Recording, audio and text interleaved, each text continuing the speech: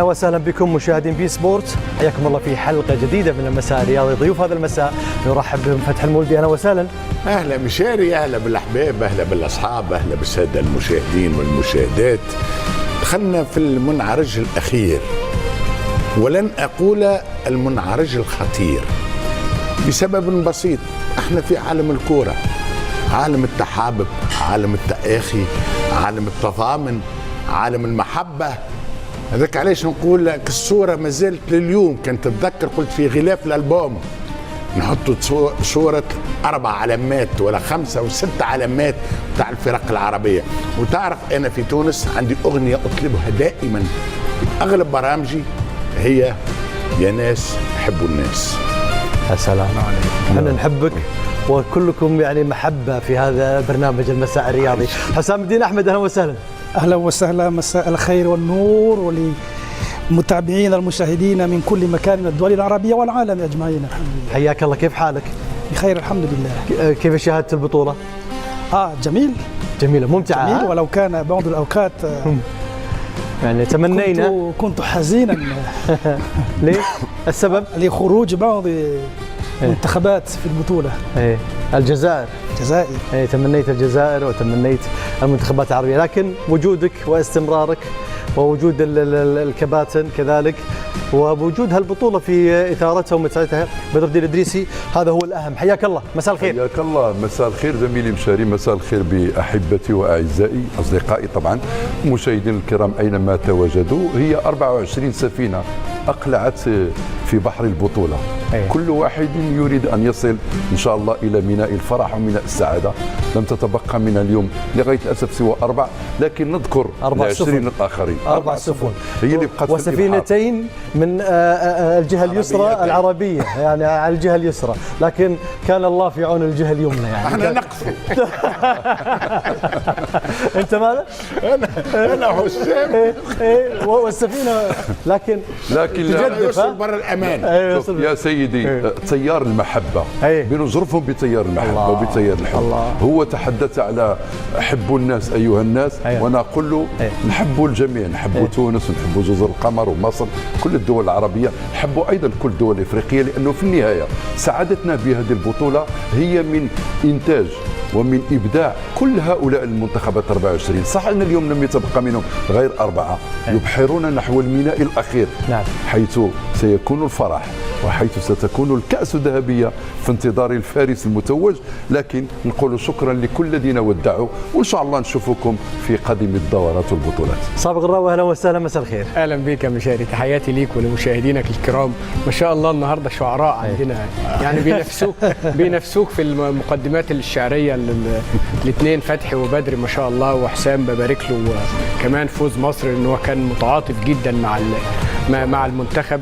والاغنيه يا ناس حبوا الناس ان شاء الله هتبقى اغنيه جميله في الفتره اللي جايه، لانها هتبقى كلماتها يا ناس حبوا الناس ومصر هتجيب الكاس. بدر يا ناس حبوا الناس ومصر تجيب الكاس. وأنا أرد عليه. وما نيل المطالب بالتمني، ولكن تؤخذ الدنيا بمغربها. غلابة بمغربها. ربي حرب سفن. وحرب الشعر. لا، شعر وسفن.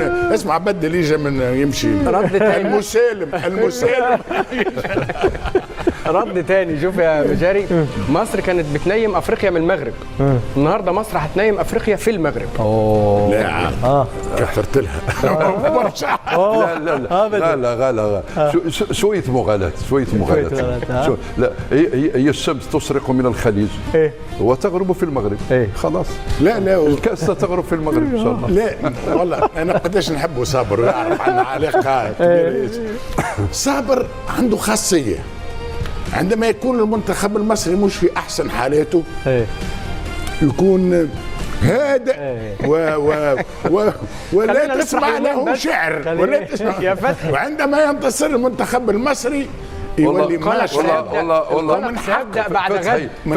القلق هيبدا بعد غد. خلينا النهارده نتنفس لا شويه. ما فيش قلق. شوف ما فيش قلق ما دام انك وصلت للمربع الذهبي بالنسبه لي حققت الهدف. لكن حسام حسن والله ركب له اجنحه عشان يحلق لانه كان بدون اجنحه. فشكرا حسام حسن. لا لاحظت بدر يعني ذكر لي صابر وصابر لم يعلق أن وصلت للهدف في المربع الذهبي وكان يعني ليس مسموح. لا خلينا كده آخر محطة. لا خلينا احنا كده. احنا مش مرشحين كالعادة زي ما بقولها من أول الحلقة. هقولها لحد يوم النهائي إن شاء الله لحد ما ناخد الكاس. ساعتها يبقى الواحد يتكلم براحته. جميل. اللقطات الجميلة في هذه البطولة المميزة من الناحية الفنية الاستضافة وكذلك مستوى عالي نعيشه في هذه النسخة هناك في المغرب 2025. من أين تبدأ وأي لقطة اختار فتحي المولدي؟ والله اخترت لقطة لأنه بالنسبة لي أنا عابرة ولكنها معبرة. اخترت لقطة حسام حسن ودموع حسام حسن.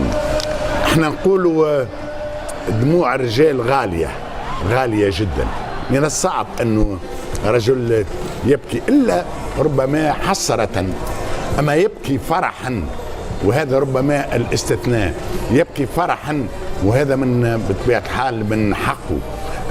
حسام حسن يظهر لي دموعه كانت موجهة تقريبا ل 120 مليون مصري.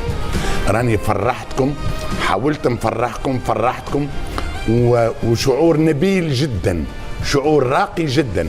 فما مدربين أو لاعبين عندما ينتصر تلقاه يعمل ملعب كامل وهو يدور في الملعب كامل هذا ردة فعل نتاعو كانت الدموع.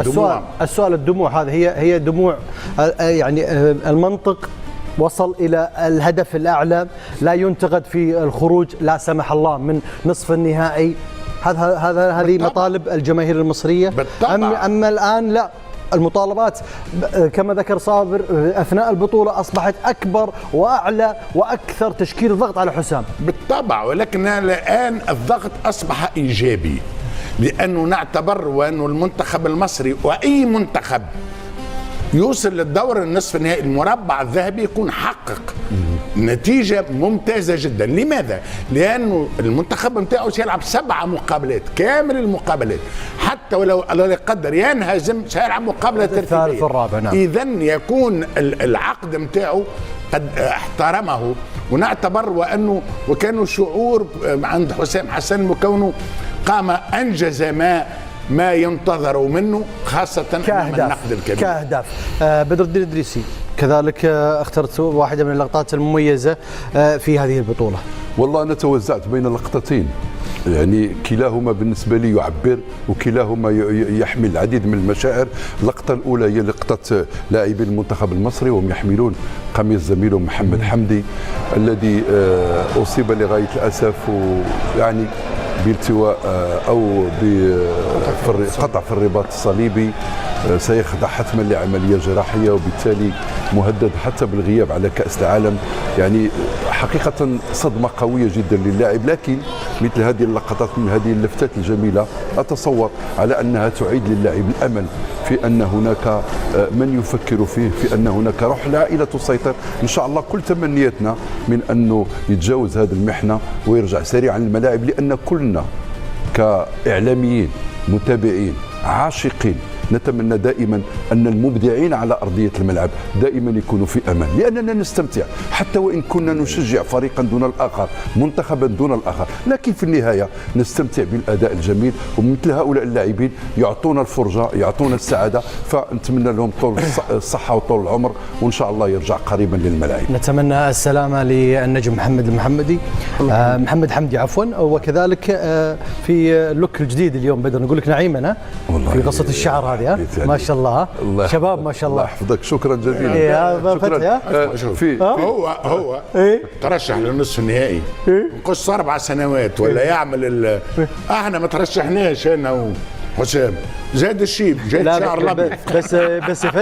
بس فتحي هناك من لا يغير في البطوله وهو غير في القصه. لا انا لست متطيرا. لا ولا ندعو للتطير، لا سمح الله. لكن قناة ذهبيه، نعم، وبها مقص ذهبي، نعم، وقد تفنن في شوف هو الجميل يا فتحي. انت ماكش متطير، اعطيني طاير. فتحي انت بكره مبروك، خلاص بكره تعرف المثل يا فتحي، تعرف المثل يقول لك اعطيني راس جميله عشان نعطيك قصه جميله. يا سلام. يعني تعرف البقيه، انت تعرف. يعني فتحي لا يملك راس جميله ابدا. 4-3-3. هل انت متخصص في اثاره الخصومات؟ متخصص؟ لا انا هدي انت رجل طيب. ايوه اكيد بلا شك، وانا اخوكم الصغير هنا. ليش انا وحسام يعني اخوانكم الصغار. بدر متخصص في القصات الجميله، وايوب الكعبي متخصص في المقصيات الجميله. يا سلام. وكذلك الاسطوره ايتو